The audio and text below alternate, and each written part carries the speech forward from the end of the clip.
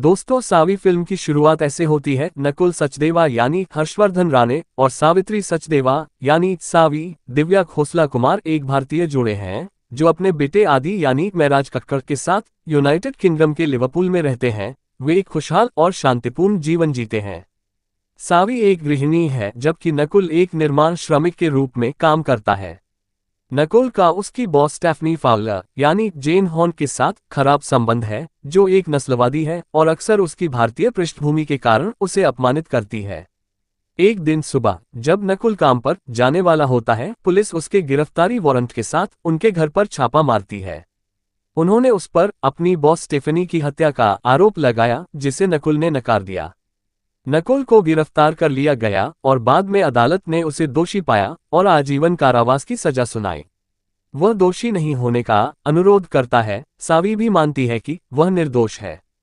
नकुल के खिलाफ सबूत मजबूत है। उसका फिंगरप्रिंट अपराध स्थल पर हत्या के हथियार, आग बुझाने वाले यंत्र पर पाया गया है और स्टेफनी का खून उसके कपड़ों पर पाया गया है। स्टेफनी ने उस दिन भी नकुल को अपमानित किया, फिर से जब उसकी हत्या हुई थी।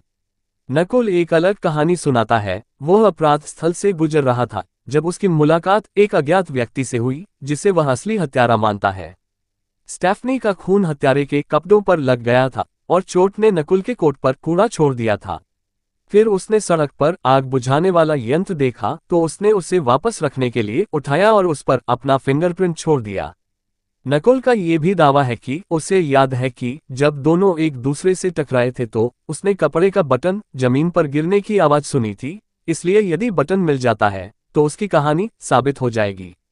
हालांकि बटन सहित उनके दावे का समर्थन करने वाला कोई सबूत नहीं मिला।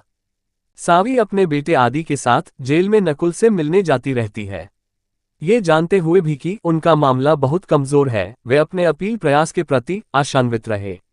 उसकी वकील अनु, जो उनकी लंबे समय से दोस्त भी है, का तात्पर्य है कि वह वास्तव में नकुल को दोषी मानती है और वह परोक्ष रूप से सावी को सच्चाई स्वीकार करने के लिए मनाती है।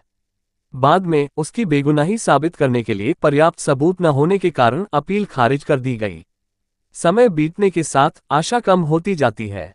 सावी भी वित्तीय कठिनाई में पड़ जाती है क्योंकि उसके पास आय का कोई स्रोत नहीं है और उसे नौकरी नहीं मिल रही है। फिर वह जेलब्रेक के जरिए नकुल को बाहर लाने का फैसला करती है। वह सुझाव मांगने के लिए कुख्यात अपराधी जॉयदीप पॉल यानी अनिल कपूर से मिलने जाती है, जो 7 बार जेल से सफलतापूर्वक भाग गया था। पॉल ने उसे सुझाव दिया, नकली पासपोर्ट की व्यवस्था करें, कुछ पैसे तैयार करें, एक ऐसा गंतव्य चुनें जहां यूके के साथ कोई प्रत्यर्पण संधि न हो, उसे बाहर लाने के लिए एक विस्तृत योजना बनाएं और फिर उस गंतव्य के लिए प्रस्थान करें। सावी ने अपना शोध शुरू किया और एक योजना बनाने की कोशिश की। इस बीच जेल में नकुल को ड्रग तस्करी गिरोह द्वारा परेशान किया जाता है। उन्होंने उसके साथ मारपीट की और फिर उन्हें 1 महीने के लिए एकांत कारावास में डाल दिया गया। उन्होंने धमकी दी कि अगर नकुल ने उनके खिलाफ अपनी शिकायत वापस नहीं ली तो वे बाहर निकलने पर उसे जान से मार देंगे। नकुल बहुत जिद्दी है, इसलिए वह मना कर देता है। नकुल के हमलावर केवल 3 दिनों के बाद एकांत कारावास से रिहा होने वाले हैं, जिससे सावी को एहसास होता है कि उसके पास अपनी योजना को अंजाम देने के लिए केवल 3 दिन है। सावी के पास इतने कम समय में पैसे की व्यवस्था करने का कोई अन्य विकल्प नहीं है, इसलिए वह 2 ड्रग डीलरों को लूटती है, जिसके दौरान गोलीबारी होती है और 2 ड्रग डीलरों की मौत हो जाती है। अपराध स्थल की जांच करने के बाद पुलिस को तुरंत पता चल जाता कि सावी ही संदिग्ध है और उसकी तलाश शुरू कर देते हैं। एक मेडिकल टीम हर दिन जेल में जाकर सभी कैदियों के स्वास्थ्य की निगरानी के लिए उनके रक्त के नमूने एकत्र करती है और फिर अपनी रिपोर्ट जेल को वापस भेजती है। एक दिन जब मेडिकल टीम जेल में रिपोर्ट पहुंचा रही थी, सावी ट्रक में घुसने में कामयाब हो जाती है और असली रिपोर्ट को नकली रिपोर्ट से बदल देती है, जिसमें कहा गया है कि नकुल को अस्पताल में भर्ती करने की जरूरत है। इसके बाद जेल नकुल को अस्पताल भेजती है, जहां सावी बंदूक की नोक पर नकुल को जबरदस्ती अपने साथ ले जाती है। फिर वे अस्पताल से भागने में सफल हो जाते हैं और पुलिस उनकी तलाश शुरू कर देती है। इस बीच सावी के घर से पुलिस को सावी की जेलब्रेक योजना के कागजात बरामद हुए। कागजात के शेष टुकड़ों को पढ़ने के बाद पुलिस ने निष्कर्ष निकाला कि वे फर्जी पासपोर्ट के साथ मैनचेस्टर हवाई अड्डे से मराकेश के लिए उड़ान भरने वाले हैं। फिर पुलिस उन्हें रोकने के लिए मैनचेस्टर हवाई अड्डे पर पहुंची। हालांकि हवाई अड्डे पर पुलिस को पता चला कि मराकेश के लिए कोई उड़ान नहीं है और दोनों कभी हवाई अड्डे पर नहीं आए। वहां एक पर्चे के विज्ञापन से पुलिस को एहसास होता है कि वे नौक से चले गए हैं।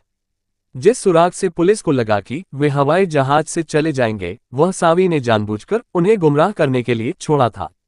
सावी के दृढ़ संकल्प और इतनी बड़ी योजना बनाने और उसे क्रियान्वित करने की क्षमता से प्रभावित होकर अधिकारी आयशा हसन ने स्टेफनी की हत्या के अपराध स्थल को फिर से देखने का फैसला किया ताकि वह जान सके कि सावी इतनी प्रेरित कैसे हो सकती है।